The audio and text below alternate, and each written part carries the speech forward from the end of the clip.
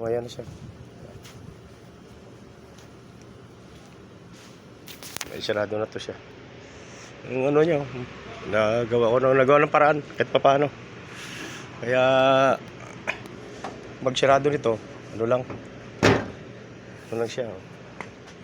Ito lang medyo konti ito. Pero adjusting file niya. Tama na siya dito eh. Yan. Oh. Tama lang siya. Pero talaga ito. Ang problema ayaw pagawa talaga. Tapos ito ay pagawa. Tapos ito ay pagawa. Kaya ngayon ko na.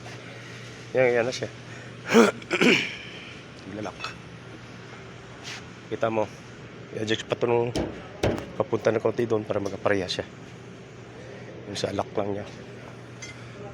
Parehas ang ganun. Konting-konti lang. Sarado ko na yung sa baba. Para ano. Ayos na. Ito, ilagay ito.